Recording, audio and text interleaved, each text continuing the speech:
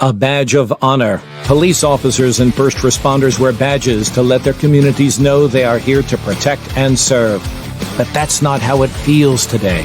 And the stress of the job is taking its toll, taking lives through suicide and post-traumatic stress injury. A Badge of Honor podcast features the cast of the same name, Sam Horwitz and John Salerno. Sam, John, and the team offer the first responders workshops through their critical incident stress management teams and mental health liaisons to offer state-certified T-COLE credit programs that save lives. It's time to smash through the stigma. It's time to heal from your injury, and it's time to back our blue. Welcome to A Badge of Honor podcast. Here are your hosts, Sam Horwitz and John Salerno.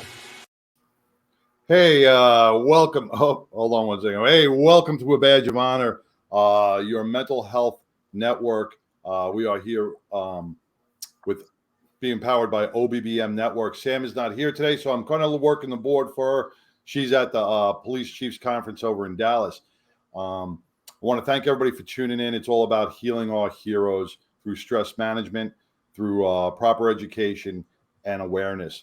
As all you can see, one of our main discussions we had with these officers at the mental health at the conference this week was, what's your brain budget?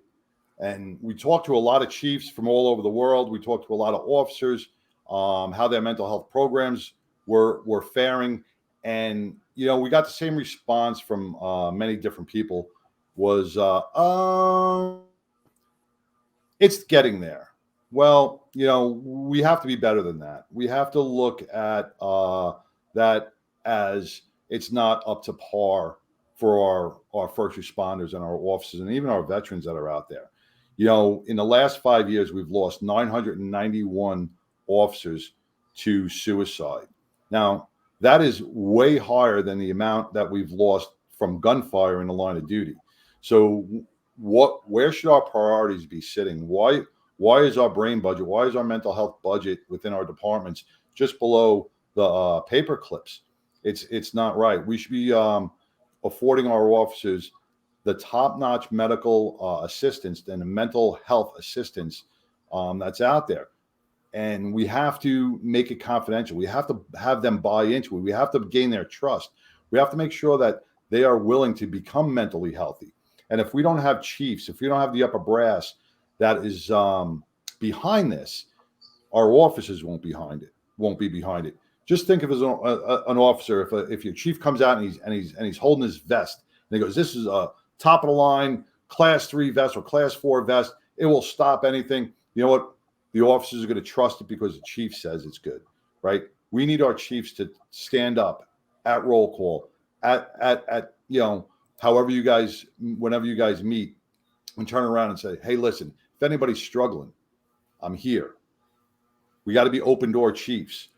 We have to be able to read and talk on a level to our officers that make them feel comfortable. And today I want to welcome our guest, Chris Payne, who has years and years of experience under his belt dealing with many first responders and many veterans. So I want to welcome Chris. Hey, Chris, how you doing? I'm good, John. Thanks for having me. How are you? Very good. Chris is the director of the North Texas NAMI organization. He's a U.S. Army medic. And, Chris, you have so many of these letters behind your name, but it's crazy. It's the CS, it's LCSW, SPT, CISM, and QPR, and MOUSE. Some of the, and what gets me is, I'm in the field where I should know what these terms mean, and I am uneducated in some of these terms.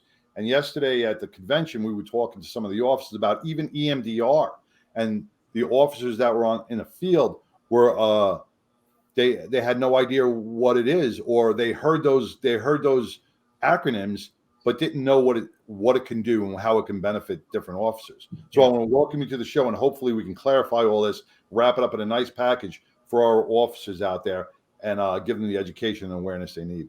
Absolutely. So let's kick off real quick and let's talk about being a U.S. Army medic. How long did you serve? And people hear of infantry. They don't know what an Army medic does. Well, trust me, infantry knows what an Army medic does because they're friends. But I was in the Army, 6-8 whiskey, which the technical term for that is healthcare specialist, but the colloquial term is combat medic or just medic. I was deployed to both Iraq and Afghanistan. Iraq was Kirkuk, Iraq in 2009, 2010. And then Kandahar, Afghanistan was 2012, 2013. All of that was in the same unit. I was in 6-1 Cav, which was part of 1st Armored Brigade, 1st Armored Division. So that was based out of Fort Bliss right after I was in the unit as it was standing up after it had moved from bomb holder Germany. So a U.S. Army medic goes out on all the patrols. They are the life-saving. So sometimes they go on patrol. So in Iraq, I was a field or line medic with our mechanics. So I went out on all the recovery missions. I went on log pats, which was convoys to resupply a patrol base that we had down south of us. Some QPR missions, such QPR is, or not QPR, QRF.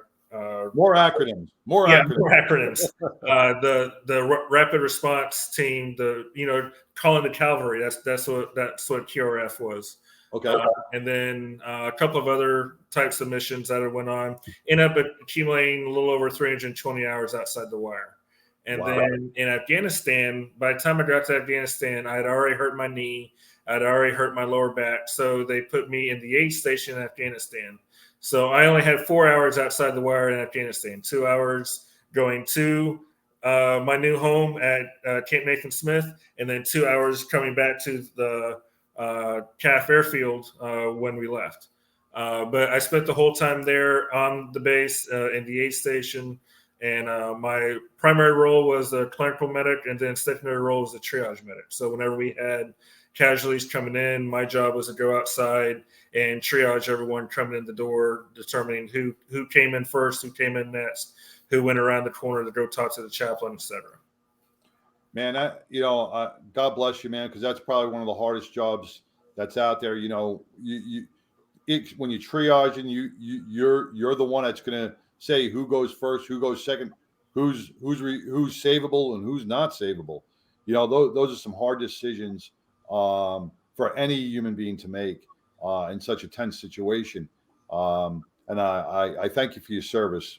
Man, God bless you for what you do and what you've gone. You're worth it as well as everyone who is listening. So it was my honor to do it for you guys. But you took all this traumatic experience, all this trauma that you've incurred, and you've put it to some good use. You really have when you came out, and now you're helping others.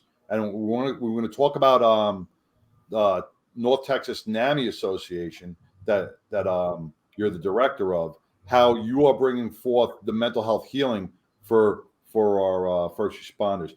Yeah. Quick break. We'll come back with the NAMI North Texas organization. Move freely, America, without medical restrictions or penalty. Without medical freedom legislation in place, our rights and freedoms are one vote away from being dissolved. Move freely, America, with one voice, without fear of retribution, achieving a common goal, medical freedom. We the people make our voices heard by connecting with state legislators and engaging a constitutionally compliant medical Bill of Rights for all citizens. Individually, change is improbable, but as an aggregate, attainable. It's time to act with one voice. My voice. And my voice. And my voice. And my voice. To protect our freedom, creating one voice that cannot be ignored. This requires your voice, too. Move Freely America. Go to movefreelyamerica.org to find a chapter near you. Plug in, donate, and help our legislators defend our God-given rights under the Constitution. Move Freely America. My voice. And my voice. And together with your voice, we're one voice that cannot be ignored. Donate today. MoveFreelyAmerica.org. Hey, we're Chris Payne, U.S. and Director of North Texas NAMI.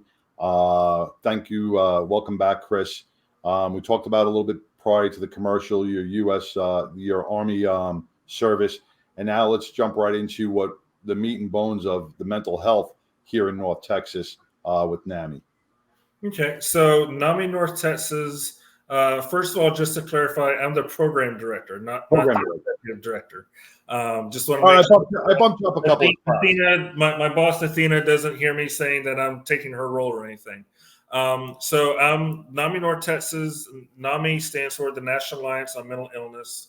It is a nationwide nonprofit that started in Wisconsin back in 1979 and has grown to over 600 affiliates across the country.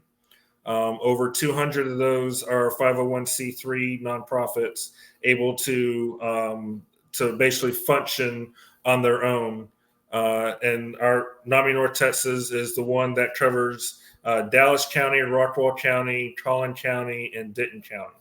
And what we do is we provide, first of all, awareness to mental illness and the prevalence of mental illness within the community.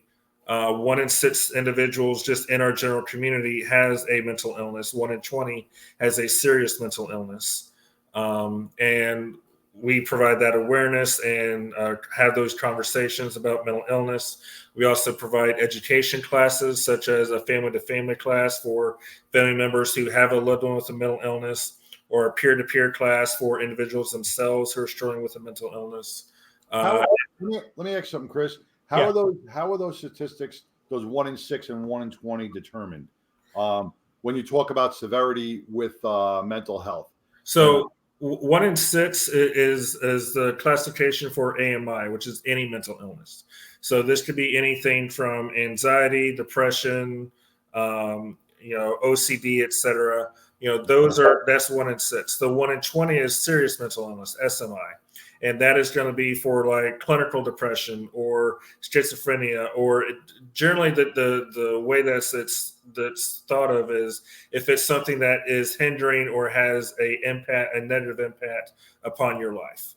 So that's where the class or the line is drawn between the two with AMI and SMI. So when you look at 1 in 20 individuals are really battling a serious mental illness. Mm-hmm. And they may or may not be getting help for it. Most of them are not getting help for it. Now, when you is it because of, I don't know, why wouldn't someone be getting help if that? So some people now this is outside of veteran first responder community. This is just across the country. There's still a lot of stigma behind mental illness. There's a lot of stigma behind, feeling weak or vulnerable, or feeling like I have a problem or I'm somebody else's problem. Some people, there's a socioeconomic side of it where they know they have an issue, but they can't afford any type of insurance or any medications or going to see a therapist or something like that.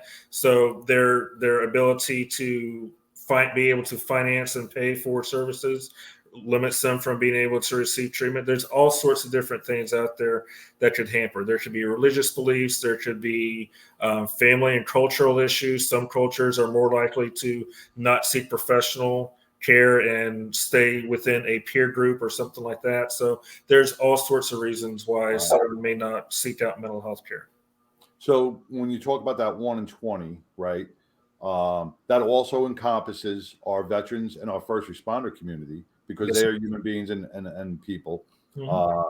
So when we talk about our first responders and our vets that have to deal with not only the traumas of everyday life and the stuff that they see and respond to, we're looking at other underlying mental illnesses that may, like OCD or something like that they may be battling as well. Yeah, you could take, that 1 in 20 is for the average everyday American. Okay. That's the average everyday American who doesn't have mandatory, overtime, who doesn't have trauma from, responding to multiple motor vehicle accidents on any given night, who doesn't have relationship issues, who doesn't have, alcohol and substance use issues, all of that stuff that are common in the first responder world. And the civilian, they have all of that on top of what regular civilian issues are, which is that regular 1 in 20. So everything just kind of becomes multiplied because they have all those regular issues, and then all of the issues that are either directly or indirectly related to their careers. You would think, and you being a professional, you would think, and like I'm just a layman most of the time on this aspect, but when we look at the veteran community, right back in the day. When we talk about shell shock and battle fatigue, right? And as we progress through the 60s and we just started to come into post-traumatic stress, this is not a new development within our first responder and maybe in our first responder, but in our veteran community at all. This has been going on for years, and the stigma has hidden it so well because of some of the things that you were saying. But why hasn't I know you probably don't have the answer, or you'd be able to save the world, but what's your personal opinion is why are law enforcement, our firefighters, our first responders, and our veteran associations not taking this seriously enough to really make it available for our men and our heroes? So my personal opinion is that first responders, veterans, we're alphas, right? We're the ones that run to the fire. We're the ones that run to the bullets. We're the ones that don't run away. We're the ones that stand and fight, right? We're the superheroes, right? I've heard a lot of people refer to their uniform as their super suit and stuff like that. And all of that is necessary in order for them to do the job of a first responder or a military service member, is to have that courage and that drive to go to the fight. That's where the alpha mentality comes in. Right. Or that alpha mentality that is drilled into us in basic training, is drilled into us in the police academy, is that vulnerability equals weakness. Right. So, the illustration that I use all the time is comic book heroes, right? Because, we're all about, the superhero and all of that. Take Superman as a great example. Superman is the quintessential superhero. Every man wants to be Superman. Every woman wants to be with Superman. I'm Batman. I'm Batman. So I'm a Batman guy. But that's because you understand mental illness, right? So right. Superman is the greatest out there. But he's also not human. Right. Right. So that's essentially an idea of what we want to be, but we can't be that. Instead, we are Batman, someone who struggles with post-traumatic stress and depression. We are Thor, someone who, as Marvel has termed it, someone who struggles with PTSD and alcoholism. We are the Incredible Hulk, anger management issues. We are Peter Parker, with anxiety and grief from loved ones dying. We're Iron Man. We're narcissistic, philanthropist playboy who also has PTSD and guilt and grief, right? A lot of these superheroes that we look to, whether it's in the Marvel comics or the cinema or whatever, that a lot of us try to emulate with the whole alpha mentality, all of them also have issues, and sometimes they don't address them, as we've seen in some of the comics and some of the movies that have been addressed, and there are negative consequences to that. Now, unlike all those superheroes, our first responders and our veterans have to shed our uniform at one point in time. Mm-hmm. We have to take that suit of armor off, right? But for a lot of us, that becomes our identity. Yes. And that right there puts us into that continuous hypervigilant state, because now even the simplest tasks of going to the grocery store, we have to have a weapon on us. Our heads are on a swivel, and we can't even walk through the supermarket without a high level of anxiety that something's going to happen. When your normal day is everybody else's abnormal day, on your normal day, you start looking for the abnormal. You start looking for the negative. You start looking for what is out there that is going to harm you, because that is your normal day. This is called conditioning. We see this a lot in therapy when it comes to classical conditioning. When you see something over and over and over, that becomes your norm. That is what you look for, to the point that when you don't have it around you, you become uncomfortable, because this is a new and completely alien situation for you, because you're used to being down there in the muck and the blood. Now, as a first responder or a veteran, right, if you can never achieve a safe space besides your home, right? So say you're home and your alarm systems, you're in the security of your home. But if you go out and you can never feel actually safe, right, that keeps your brain, and correct me if I'm wrong, into your midbrain, into that cortisol dump, because you're always watching out for the threat. Yeah, your amygdala is the part of the brain that controls your fight or flight, and it's never able to shut off, which means that you're never able to relax, which means that you're never able to. It also is where a lot of your major emotions are processed. So you're never able to really function without having an emotional response, which we're taught to block all sorts of emotional responses. So that creates that conflict within the brain that leads to a lot of the issues that we struggle with. So we're looking at a huge domino effect on this, not only with the mental health issues, right? So now all this and that constant rush of cortisol into your body, adrenaline into your body's got to have physical effects and medical effects to high blood pressure, diabetes, arthritis, stomach gastration problems, all these different medical issues on top of it. So how do we stop that? How do we kind of get our brains to get out of the fight or flight and bring it back into the prefrontal cortex where our reasoning is? So that's where a lot of different therapy styles like EMDR and CPT come into play in helping us to disengage that part of the brain and learn how to re-engage the logical processors like the prefrontal cortex, that, like you mentioned, et cetera. A lot of those therapy styles help us to learn how to do that, both in the therapy session itself and then also outside in the real world, so that you can kind of take it with you, because it's as long as you're in the service, whether it's the fire service, law enforcement, military, you're going to be running 9,000 miles an hour, because that's the part of the life. Being able to learn how to shut that off is going to be easier to do once you get out, or not easier to do. Once you learn how to do it while you're in, it's easier to be able to do once you get out as well. All right. And we want to talk about a little bit of the tactical decompression and EMDR a little further. Oops, excuse me. Once we get back from this break. What is the role of American government anyway? Is the role of government to decide where I can go and where I can't? Is the role of government to work tirelessly to destroy vital infrastructure that keeps goods and services from my customers? Is the role of government to choose who can drive, fly, or ride according to mandated stipulations that threaten my body, health, mind, and conscience? Without medical freedom legislation in place, our rights and freedoms are one vote away from being dissolved. Individually, change is improbable, but as an aggregate, attainable. It's time to act with one voice. My voice. And my voice. And my voice. And my voice. To protect our freedom, creating one voice that cannot be ignored. This requires your voice, too. Your voice, your feet, your vote, not just at the ballot box, but training to be a poll watcher, precinct chair, judge, or early ballot counter, so you are doing all you can to protect the fairly counted American vote.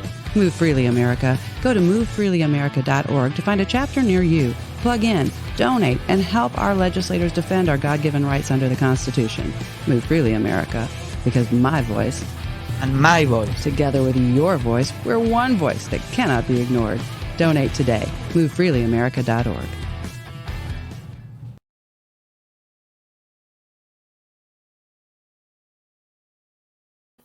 All right, we're back with a Badge of Honor podcast with Chris Payne. We're discussing some of the superhero syndromes that we, all of us in the first responder field and veteran communities sometimes feel, and how to disconnect with that. And there are many ways. And me and Sam were at the convention. She's out there today. We had a lot of people stopping by the booth. A lot of first responders, a lot of young guys, that are checking out all the cool tanks and all the cool equipment and the vests and all new guns.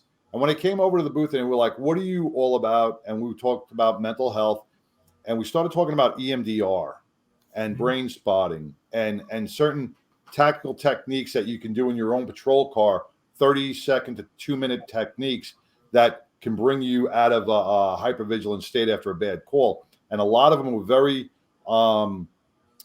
uneducated in the EMDR aspect. So if you can help us out with that, Chris. Sure. So EMDR stands for eye movement desensitization and reprocessing. And what it is it's a combination of 3 different types of therapy styles that have been clinically proven to treat trauma. Okay, it's a combination of mindfulness therapy. It is a combination of prolonged exposure therapy, and it is a combination of CBT, which is cognitive behavioral therapy. Okay, so cognitive behavioral therapy is a therapy style that teaches us to take our negative self-thoughts or the negative thoughts that we have about the world or society or something like that. A lot of those thoughts are based on our experiences and what we've gone through, and to put them under the microscope to see, are those legitimate thoughts or are those biased thoughts based on what we've gone through, right? A great example of this, I was diagnosed with ADHD at the age of 4, and I thought my entire childhood that meant that I had a learning disorder and that therefore I was stupid. It wasn't until I got into the military and started interacting with others that I realized that, oh, okay, I'm actually pretty intelligent. And because that changed my mindset, because I was able to go from looking at myself as stupid to looking at myself as intelligent, when I got out of the military, I was able to go back to school and get my bachelor's and master's and get my license and go on to doing a lot of stuff that I do now. So CBT helps us to take those ideas of how we view ourselves or how we view the world and really look them under the microscope. It's called Socratic thinking, kind of using Socrates type of logic and reasoning when it comes to that. Prolonged exposure, what that does is I mentioned a little bit earlier about classical conditioning. What prolonged exposure does is it exposes us to a negative stimuli, and it does it over and over until the negative response that we're used to is kind of subdued to where we don't have a negative response anymore. So like an anger outburst, would that Correct. be? So a great example would be like arachnophobia, someone who's afraid of spiders. Okay. Right. I might start with, just talking about spiders, and someone's gonna be like, oh my gosh, spiders. We can't talk about that until they're finally able to have a conversation about spiders without getting all heebly-jeebly about it. Right. And then we go from talking about spiders to looking at a picture of a spider until, we're able to have a rational conversation while looking at a picture of a spider. And moving that all the way up until I'm able to hold a spider in my hand and not have any issues with it. Gotcha. Right? We have slowly exposed you, prolonged exposure to a negative stimulus until you're able to interact with that stimulus without it having a negative effect on you. And then, I didn't mean to cut you off. Go for it. One big thing you just brought up was the slow process it takes. Mm-hmm. All right. Veterans, first responders, class, type A personalities, we want things done now, right? Mental health is a journey. It's a slow process. We can't get frustrated with it, right? So like you just said it, there's steps we have to take and have to be, that has to be explained, that two therapy sessions is not the end all cure all in most cases. You have to, there are steps you have to take. And the good thing with EMDR is that it is faster than prolonged exposure because it combines it with the other factors, right? So CBT has been clinically proven to be effective when it comes to trauma and post-traumatic stress disorder. Prolonged exposure, again, it's been clinically proven to be effective.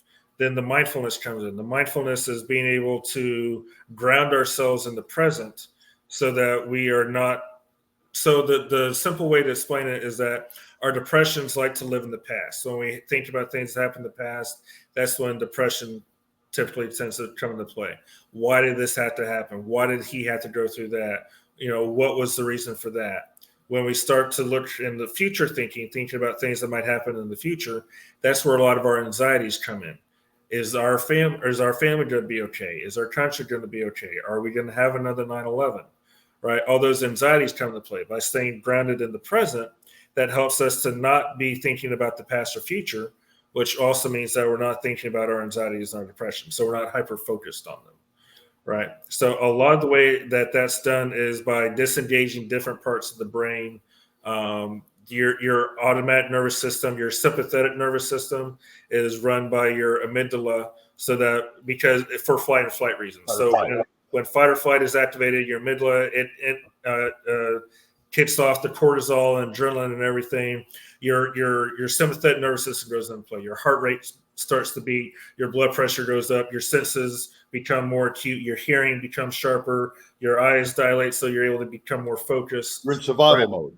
Right, exactly. Your breathing becomes short and rapid, so that you're able to get through everything. Right. But you're able to disengage that by controlling your breathing. This is where things like grounding techniques come into play that you'll see a lot of in mindfulness therapy. Grounding techniques are like controlling your breathing. You're basically hijacking your sympathetic nervous system and forcing your parasympathetic nervous system, which is controlled by the logical processors in your prefrontal cortex, forcing those to come online, which causes your sympathetic nervous system to kind of shut down, and you kind of hack your brain into going from flight and flight mode to regular thinking logical mode. Now, I was having a conversation, and I just want to jump in on that. I was having a conversation with somebody today regarding re-triggering your brain. I was trying to explain this to them about going from your midbrain to your frontal brain, and they asked, how could I switch that off? And I'm glad you brought that up with certain breathing techniques and different ways to re-trigger, get yourself out of that state of mind. Because some people don't think it's possible to do that, but it is, and it's very much. The two big things that help to disengage your sympathetic and engage your parasympathetic are breathing, and then anything that is active with your senses, because you can't process your senses logically, right? I can't put my hand on this table right here and go, oh, this table feels sad. It feels lonely. It feels depressed. No, I put my hand on it and it's cool to the touch. It's hard. It's smooth, right? I have to use logic and reason in order to process that.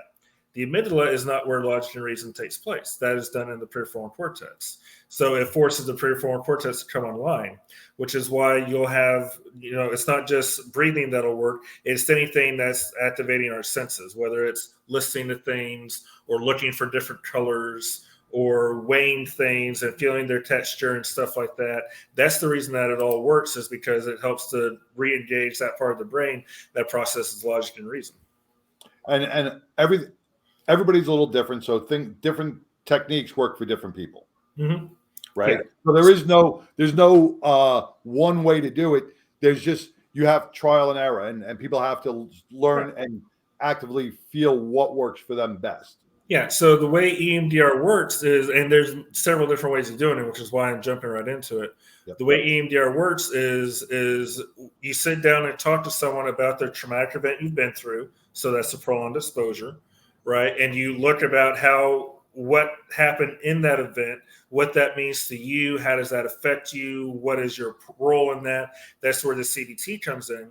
And while you're having those conversations, right, your eyes are moving back and forth as you're following a light, right? Or you're holding these things called tappers in your hand that vibrate back and forth. That's causing you to feel something.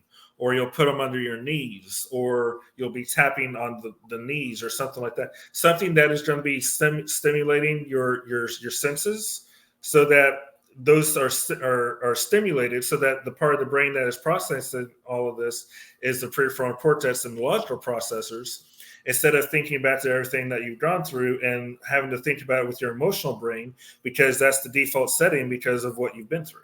Right. Now, with multiple traumas, and this is one of the things that came up was, well, how do they do multiple traumas? And that they go, well, that can't be done because I don't remember any of this. My mind is mentally blocked it. And I feel the anxiety, but I don't remember it because I'm mentally blocked on it. Well, one of the things with EMDR that's really great is we have this theory called the red line theory, the red string theory. If you watch any like NCIS or CSI or Law and Order shows, you know how they have the bulletin board with all the pictures of the gangsters and everything, and they're all connected by red lines, right? Yep. And the one at the very top, the head mafia, the Don, the one that's the one that they're all going after, they all lead to one spot, right? That's kind of used in EMDR for this thing called the index trauma, or the initial trauma that started off all these others. These other traumas may not be related, but if you're able to handle and work through that major index trauma, you then learn how to do the same thing for all the other minor traumas. And all of those suddenly become that much easier to be able to process or to get over, maybe within 2 or 3 sessions of working with the therapist, because you've already learned it with the blueprint for the mothership trauma, the one that's been the one that follows you all throughout your life, whether that's, an ACEs event, which is a adverse childhood experience, or whether that's something that happened on the job or something that happened in your private life. Right. So, yeah, and with that, it takes a trained professional to make sure they do this EMDR right. Correct? Yeah, you have EMDR trained and EMDR certified therapists in it. So, if somebody's out there and they're looking to maybe have this process done, is there certain things they should look at? How long you've been trained, or there are certain things that they should look at to make sure that they're getting the right process or the right treatment? Well, the one thing you want to make sure is that the governing body, so if a clinician claims that they have gone through and they're trained in EMDR. Okay, great. What's the governing body? So the governing body for EMDR is called Emdr, which I don't remember off the top of my head what Emdr stands for. But that's the governing body that governs the use and teaching of EMDR. And they have special certifications. I have an Emdr certificate. So you're going to be looking for individuals who have gone through and have been trained by Emdr, or someone who has been trained by Emdr to provide this training in this lesson plan. And that also has the certification to back it up. Okay. All right. So, I mean, the vetting process is very important, because you want to make sure there are a lot of people. You don't want to talk to somebody who watched YouTube while staying at a Holiday Inn Express last night. Exactly, because that can cause more damage and get you more frustrated and everything else. So you want to make sure you do your proper research. Are there websites they can go to make sure that the person is vetted? So I believe it's either emdria.com, EMDRIA. It's either emdria.org or .com. I can't remember off the top of my head. You can probably Google it. And they have a database of clinicians who have gone EMDR trained, EMDR certified. And then there's also a lot of people that train and provide that certification throughout the Metroplex. And you can go and talk to them about what that process looks like, how they are able to look someone up, et cetera. All right. Well, we're going to take a quick break. We're going to come back. We're going to talk about NAMI, North Texas, and what the resources and what you guys offer our first responders here at home. Interested in starting a podcast or TV show? Worried about what you'll say and how to keep it engaging? Think you'd like to be a guest on podcast, radio, or TV shows? Hi, I'm Susan Hamilton, owner and founder of OBBM Network, and I would like to invite you to an OBBM media training to get the tools you need for a relaxed and polished performance we'll be proud to share. Our specialized training techniques include role play, voice training, and everything you need to deliver a confident, clear, and engaging interaction. Go to offbeatbusiness.com. Go to the calendar and register for a training that's convenient for you. Dates available now, 214-714-0495. Hey, we're back with a Badge of Honor podcast powered by the OBBM Network. We are talking with Chris Payne, program director of NAMI North Texas, U.S. Army medic. And we're talking about different mental health issues within our first responders and our veteran communities, and the resources that are out there that could help you get through those battles. and get you into leading a normal life. So, Chris, tell us a little about what NAMI North Texas does. So NAMI North Texas, like I mentioned earlier, we have different support groups. First we got the classes, the psychoeducation classes, family to family, peer to peer, NAMI basics. Those are for family members with loved ones under the age of 21 who have a mental health issue. And then we got our different support groups, our family support groups. We've got 8 support groups that meet throughout the month. 4 of them are family support groups. 4 of them are connection support groups. And these are an hour and a half long. Some of them are in person. Some of them are virtual. Some of them are hybrid, where you got one that meets in person, one that meets virtually. And it allows you to have a community of people that you can interact with, engage with, who understand the struggle, who understand what you're going through, have that life experience. Maybe they can share what's helped to them. Maybe they can give some insight. Maybe they can be that ear that they never had, that they want to be that listening ear and that shoulder for someone else. And along with the support groups, we also have the Overwatch peer support program, which is not a support group, but individual peer program where we train first responders in 16 hours worth of peer support training. For our law enforcement, we're able to get it TCOL certified. We don't have it launched yet for fire EMS or frontline healthcare, but we're going to be working on that and getting that here in the next year or two. The fire and EMS side is actually really close to being completed, maybe by the end of this year, definitely by the first half of next year. And we train them in peer support, and then we have them available to interact and provide peer support for others within the first responder field who are at different agencies. So for example, let's say, you got the NYPD right behind, or the Dallas Memorial Stair Climb right behind you. Right. Let's say a Dallas police officer contacts us and wants to do peer support. I can get them connected with a peer supporter that we have trained who is not with the Dallas Police Department, who's with Mesquite or Garland or Grand Prairie or Denton or someone like that, so that they have someone to talk to who understands the profession, who understands peer support, but is not tied into their agency, so that they're not as concerned about, they're removed from confidentiality. Right. Now, peer support is a buzzword. It came out a couple of years ago. It's all over. Everybody's talking about it. Well, we have a peer support team. We have a peer support team. We have a peer support team. Different than crisis intervention team. Correct. 2 different animals. And once again, this was a conversation we had at the convention where people were a little confused about, oh, yeah, we do that. We had a sit down with the 7 of us after a shooting, and the peer support guys came in, and everybody's good. 2 different animals. Yeah, 2 different animals. So peer support, in the military, we had combat lifesavers, CLS class. In the Army, we had CLS, combat lifesavers.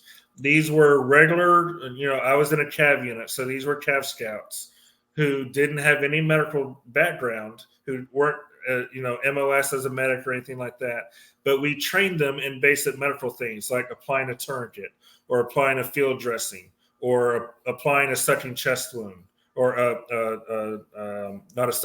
don't apply the sucking chest wound, but apply the bandages for a sucking chest wound, learning how to push a needle dart, how to give an IV, right? We trained them in how to do that, so that when we go on missions, I have other people around me that can help me while I'm treating casualties. And, oh, yeah, I just went down. Now, fortunately, I've got people around me who are trained, who know how to take care of me so that I don't die.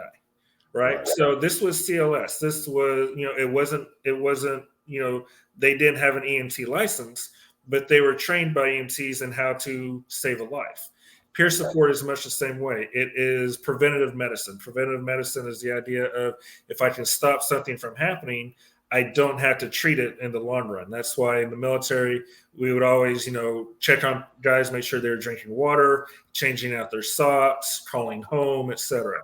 All right. Same thing here. We're making sure that, when we see guys and gals who are maybe struggling, or they recognize that they're struggling and they ask for help, we're there to help them to, help them figure out, okay, you're having some financial issues. What can we do to figure that out? Okay, you're having some relationship issues. What can we do to figure that out? Okay, you're having some responses to trauma. What can we do to figure that out? It's much more of a process of, I meet and interact with you multiple times over, a month or a year or something like that to kind of track and make sure that we're staying on the right track, as opposed to, a crisis intervention where, okay, I come in, I do my CISM debrief, everyone is good. Okay, now I can get you connected to resources like peer support in order to make sure that you are maintaining that baseline that you have returned to. Now right? it'd be up to the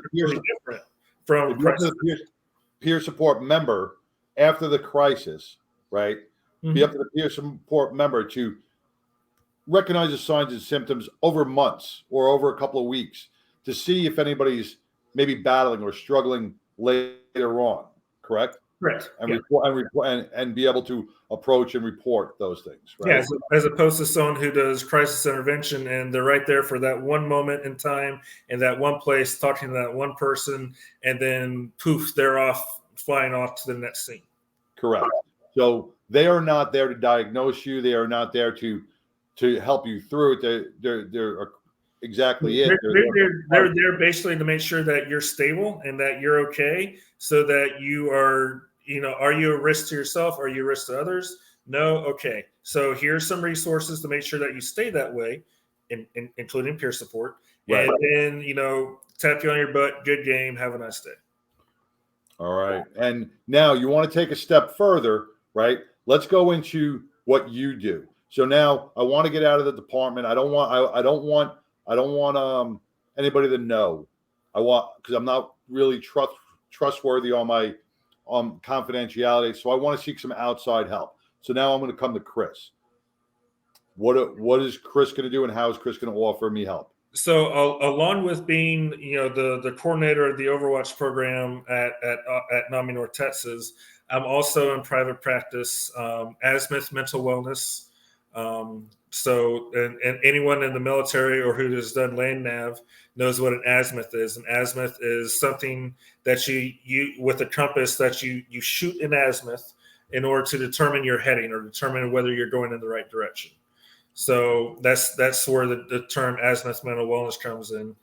Shooting your azimuth to stay the course. Stay the course is a nod to the organization that I originally started with when it came to providing services to veterans and first responders. Stay the course mental wellness. So wow, see, I learned something new that name had meaning behind it. Yes, yeah, that name totally has meaning. I'm a very meaningful and sentimental guy.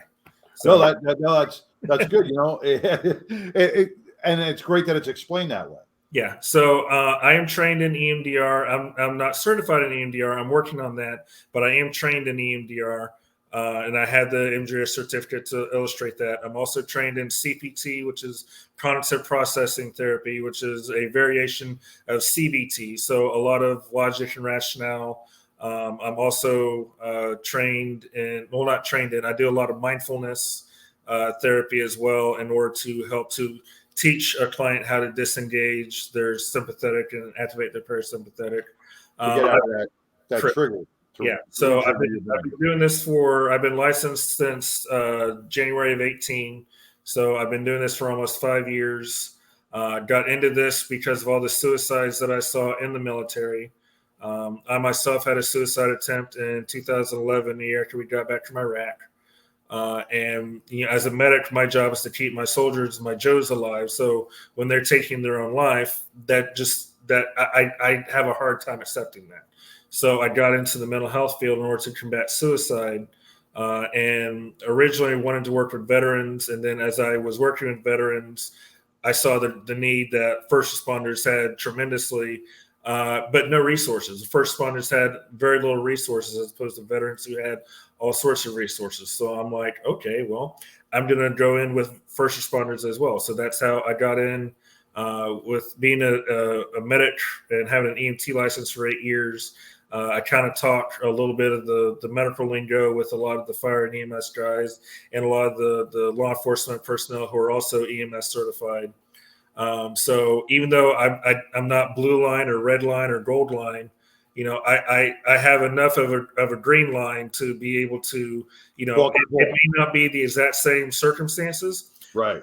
But you've been shot at, I've been shot at, I've been blown up. You may not have been blown up, but we both have, scars and tattoos. We both have been through 2 divorces. We both have had our own issues that have led us to dealing with the trauma that we've gone through. So it may not be the exact same issues, but I speak, Mexican Spanish. You speak Castilian Spanish. We're able to communicate. Let's get this taken care of. I want to bring up a good point. I just want to tap off that as soon as we come back from the message from one of our sponsors. Every business needs a dependable junk hauling service to keep their property clutter-free.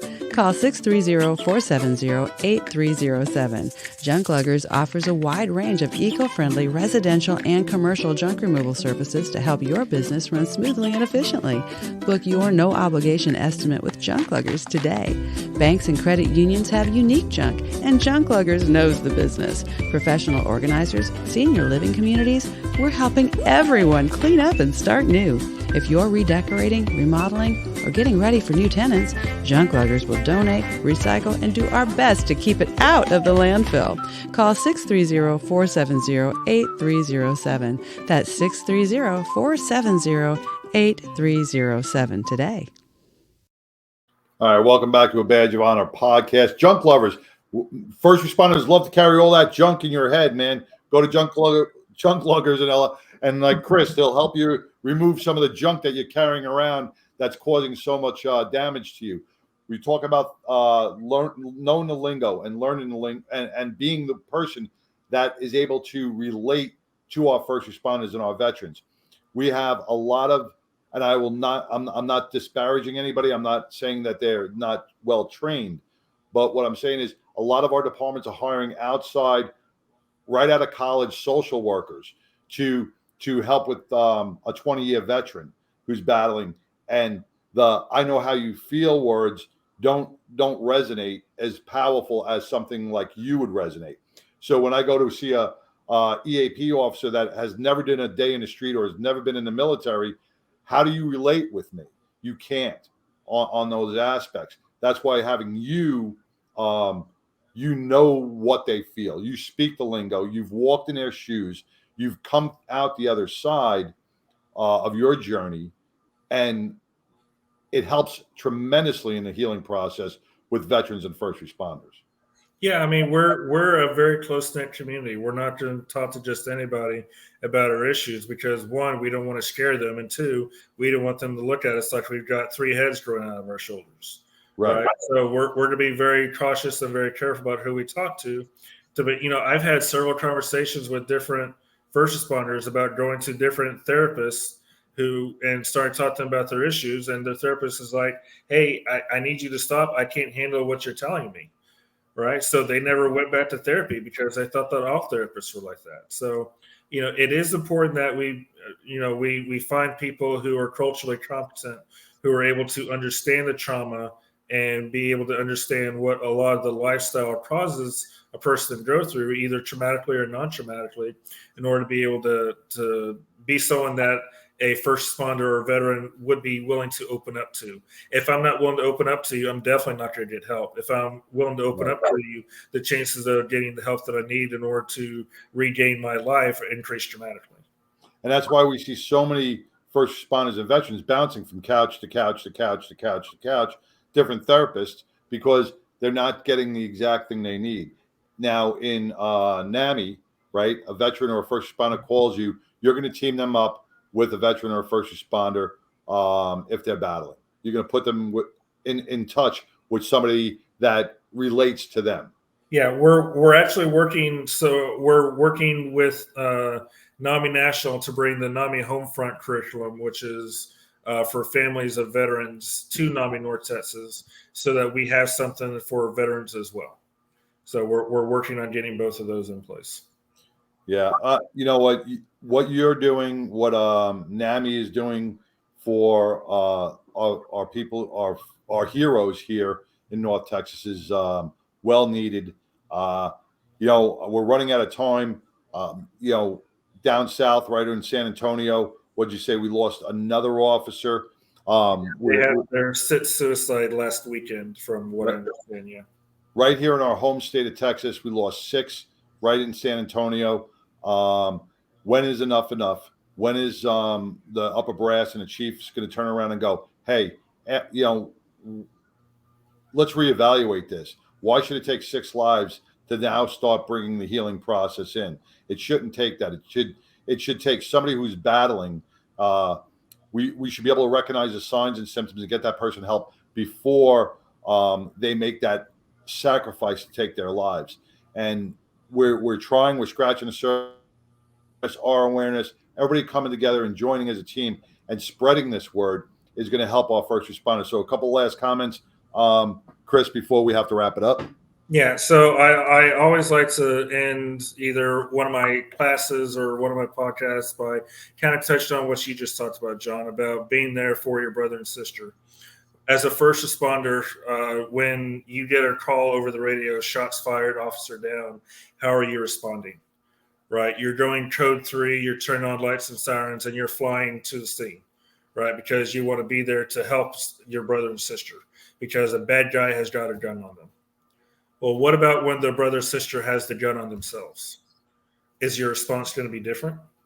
Why is the response different? Why does it matter who is holding the gun? If we're really going to be there for our brothers and sisters, we need to be there for when the bad guy has the gun on them and when they have the gun on themselves, because the demon inside, the mental demon inside is telling them they should have the gun on themselves, right? So we need to be willing to change that culture to where we're willing to help regardless of who is holding the gun. We live in the culture where it's being brushed under the rug.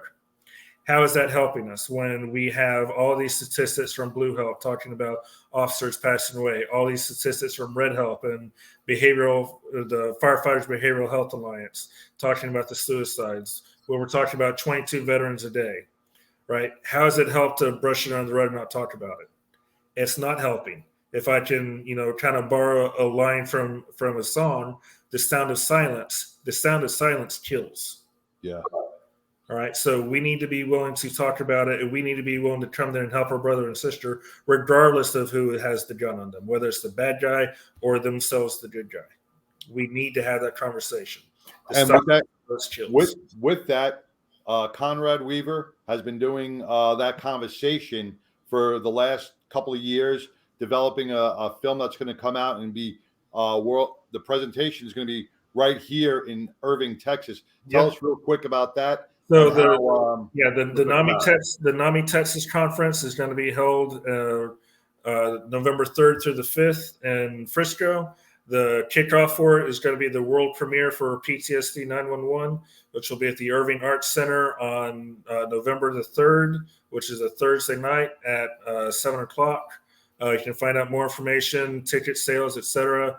Go to NAMITexas.org or NAMINorthTexas.org and look up the 2022 state conference, and you'll get more information there. Yeah, and that's open to everybody. Look at it's an impactful film. It brings real life, real first responders captured on film, sharing their stories, sharing their battles. This is going to be an emotional breakthrough film for a lot of people. I think Conrad did an amazing job. I've watched a lot of the trailers. So go to PTSD the movie, and check out the trailer. Chris, you provided valuable service. I want to thank you for everything, and hope Dale's allergies get better with our Texas weather. He's sleeping right now, so the allergies aren't bothering him right now. All right. So once again, Chris, thank you so much for joining Badge of Honor podcast, and we'll see you soon.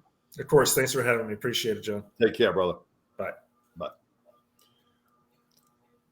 So, man, that was Chris Payne. If you are battling, if you're a brother or a sister out there battling, please reach out to Chris or NAMI or the NAMI North Texas Network, and be hooked up with somebody that will help you get through your battles. We all battle. It's okay to battle. It's okay not to be okay, but it's not okay to stay that way.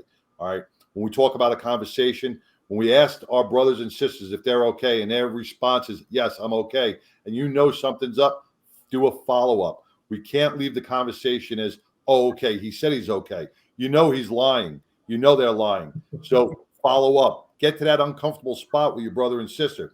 We go into battle. We can talk about the hard stuff. We can talk about we can cry on each other's shoulders. We are allowed to do that. Become vulnerable, all right? Let yourself be transparent with others. That's the only way you're gonna heal. Because if you don't, your bucket's gonna fill up after a 20-year career. You're gonna be sitting on the couch watching Judge Judy in retirement, and this is all gonna come pouring out. All right, we don't want that to happen. We want to empty that bucket every so often, and we know it's gonna refill. But if we keep emptying it, we're not gonna overflow, and we're not gonna hit that spiral down that rabbit hole where we can't return. So what we do here in North Texas, we do it in Montana, we do it in Chicago, we're doing it in England, London, England, is that we walk the bridge on the 22nd of each month. I want you guys to go to #WalkTheBridge. Let me see if I can find where I put that. There it is. Go to that website, walkthebridge.org. Okay, join us on the 22nd of every month. If there's a location near you, get connected with your first responders and your veterans. Walk, get out moving, get off the couch. Movement is good. It's good for your mental health. And we hope to see you there. I want everybody to stay mentally healthy. This is John. I know Sam's not here tonight, but we're wishing you all, if you could be anything in this world, please be kind, stay mentally healthy. Thank you, Chris Payne, for joining us, and we will see you next week. Once I can find the off button here. Huh.